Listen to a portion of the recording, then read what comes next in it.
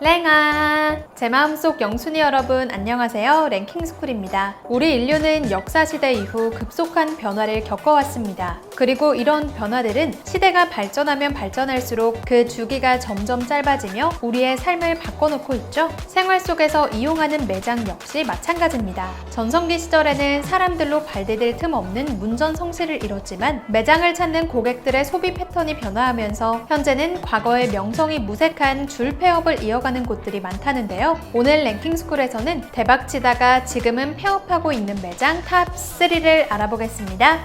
3위, 핸드폰 매장.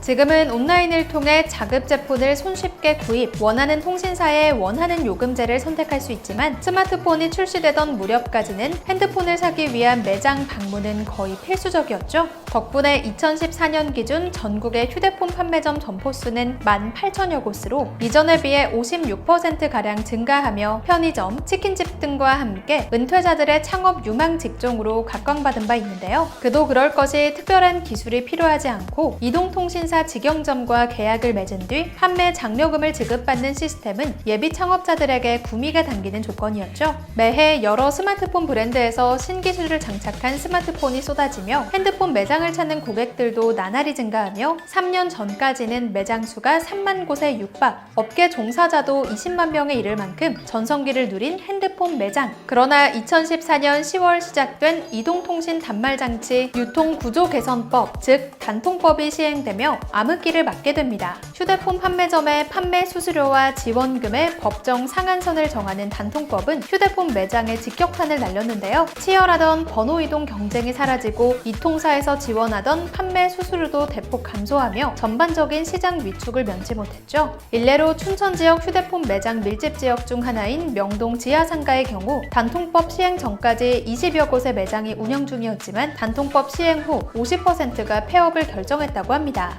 2017년부터는 수수료 부담까지 더해져 가뜩이나 좋지 않은 상황은 더욱 나빠졌고 보조금 축소와 인건비 부담 등 계속되는 경영난을 극복하지 못한 채 폐업을 결정하거나 업종을 전환하는 매장이 전국적으로 늘어나기 시작했습니다. 휴대폰 매장의 쇠퇴를 불러온 원인은 이뿐만이 아닌데요. 앞서도 잠시 언급한 자급제폰이 휴대폰 시장의 다크호스로 떠오르며 역풍을 맞은 것 역시 쇠퇴의 원인 중 하나로 거론되고 있습니다. 자급제 단말기는 이동통신사 3사가 통신 서비스 가입 조건으로 판매하는 전용 단말기와 달리 가전 매장, 온라인 쇼핑몰 등에서 약정 없이 구입해 사용하는 공기계 단말기로 과거 매장을 통한 휴대폰 구입의 경우 특정 요금제와 약정기간 준수를 반강제적으로 이행해야 했던 것과 달리 소비자가 자신에게 유리한 통신사를 선택할 수 있다는 점에서 큰 인기인데요. 더욱이 단말기 지원금 대신 통신비를 25% 할인받을 수 있는 약정 할인 요금제도 보편화되면서 자급제 단말기의 인기는 날이 갈수록 높아지는 상황. 이에 11번리가 지마켓 등 소셜 쇼핑 사이트 외에도 최근 네이버까지 휴대폰 유통시장에 뛰어들며 이제 휴대폰도 오프라인보다는 온라인 구입이 대세로 떠오르고 있죠.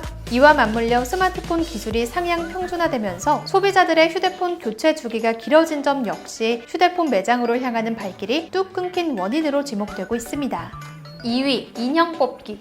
어떤 경품이 나올지 몰라 궁금함과 호기심을 자아내는 각종 뽑기 게임. 그냥 한번 시도해본 게임에서 생각지도 못한 경품을 선물로 받으면 마치 큰 행운을 얻은 것처럼 기분이 좋아지는 경험 한 번쯤 있으시죠? 사람들의 이 같은 정서를 자극하며 한때 도심 속 번화가에 우후죽순 생겨난 인형 뽑기 매장은 단돈 500원에서 1000원 정도의 비교적 저렴한 금액으로 귀여운 인형을 뽑는 소소한 재미를 선사 한때 10대부터 30대 청년층까지 많은 이들의 눈길을 사로잡았는데요. 이와 더불어 매장과 인형 뽑기 기계만 구비하면 운영상에 큰 비용이 들지 않아 누구나 도전할 수 있는 낮은 허들과 상대적으로 높은 마진율이 주목받으며 소자본 창업 유망 분야의 블루칩으로 떠오르기도 했습니다. 2017년 8월 기준 전국의 인형 뽑기 매장 수는 모두 1975곳, 뽑기 기계는 2226개로 추산됐는데요. 2016년 데이터와 비교하면 1년 사이 매장 수와 인력과 기계수 모두 2배 이상 증가하며 단연 눈에 띄는 증가세를 자랑했죠. 이처럼 소비자들의 수요와 업주들의 공급이 들어맞으며 자고 나면 생긴다는 말이 나올 만큼 인형 뽑기 열풍이 불었다고 해도 과언이 아닌데 요즘엔 과거 인기가 무색하게도 인형 뽑기 매장을 찾기가 쉽지 않습니다. 그 많던 인형 뽑기 매장은 다 어디로 간 걸까요? 어떤 업종이든 우후죽순 갑자기 많은 매장이 생기다 보면 그에 따른 폐해도 있기 마련이죠.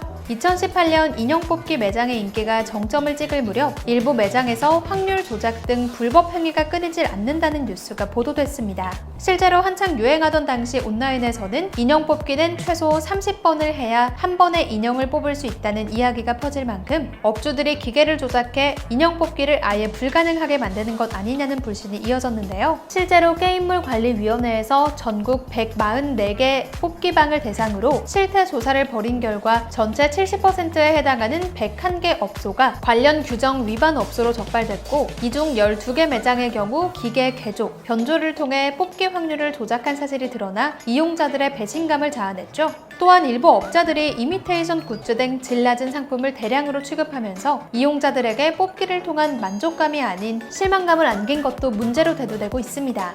아무리 저렴한 금액으로 뽑는 인형이라지만 안 받느니 못한 저퀄리티 인형을 돈 내고 받는 걸 좋아하는 소비자들은 없겠죠. 여기에 더해 소액 창업 아이템으로 인기를 얻으며 한 번에 너무 많은 인형 뽑기 매장이 설치된 점 역시 업체 간 경쟁을 더욱 치열하게 만드는 원인으로 작용, 소비자들의 외면을 불러왔습니다. 더욱이 거세지는 인형 뽑기방 인기에 정부가 사행성 우려를 제기하며 게임산업법 규제 대상으로 지정하면서 초중고등학교와 같은 교육환경 정화구역 내 위치한 업소가 부적합 업소로 분류돼 영업을 할 수 없게 된 것도 업종 전반에 부정적인 영향을 미친 것으로 판단됩니다. 이 가운데 관리자도 없고 보안장치도 허술하다는 이유로 매장에 10대 청소년들이 무단으로 침입하여 지폐 교환기를 훔쳐 달아나는 절도 사건이 연이어 발생하는 등 도심의 골칫덩이로 전락했다고 하네요. 1위, 대형마트. 불과 10여 년 전까지만 해도 생활에 필요한 모든 물건은 이마트, 롯데마트, 홈플러스 등 주로 대형마트에 들러 구입하곤 했습니다. 그야말로 모든 상품을 취급한다는 점에서 백화점의 대중 친화적 버전으로 소비자들의 장바구니 쇼핑을 책임졌다고 해도 과언이 아니죠. 그렇다고 쇼핑만 가능한 건 아닙니다.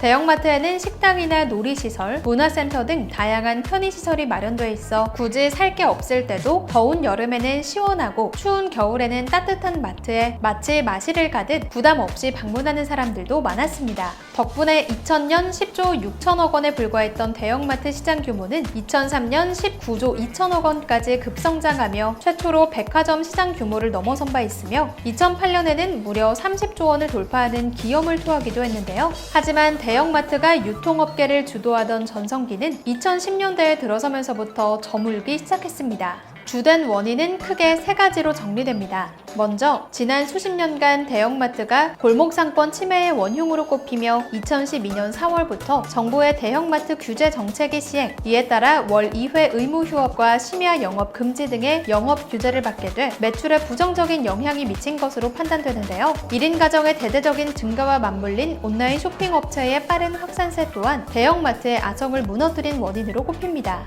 로켓 배송, 새벽 배송 등 집 앞까지 빠른 배송 서비스를 약속하는 여러 온라인 쇼핑 업체가 성행하는 반면 대형마트는 온라인 쇼핑 중심으로 급속히 재편되는 트렌드를 따라잡지 못하다 뒤처진 것으로 볼 수 있습니다. 여기다 최근에는 코로나19 악재까지 겹친 데다 정부 긴급 재난지원금 사용처에서 제외되는 등 그야말로 위기에 놓인 대형마트, 전국 각지의 대형마트 매장에서 들려오는 무급휴직, 폐업 소식만 봐도 대형마트의 어려운 상황을 짐작할 수 있는데요. 주요 대형마트 영업이익을 살펴보면 상당히 심각합니다. 국내 1위 대형마트인 이마트는 지난해 1,507억 원 영업이익을 냈는데 이는 사상 최고였던 2013년 7,350억 원의 5분의 1 수준이며 롯데쇼핑의 경우에도 2011년 1조 7천억 원이던 영업이익이 작년 4,279억 원으로 급감했습니다. 결국 계속되는 적자 행진을 견뎌내지 못한 롯데마트는 지난 6월 전 직원들을 대상으로 무급휴직을 신청받았고 올해 안에 폐점이 예정된 매장이 무려 16곳에 달한다고 합니다. 이마트 역시 지난해 매장 3곳이 문을 닫았다고 하네요. 업계 관계자들은 온라인 쇼핑의 성장과 마트 의무 휴업 규제가 유지되는 한 이 같은 불황은 지속될 것으로 예상하고 있습니다.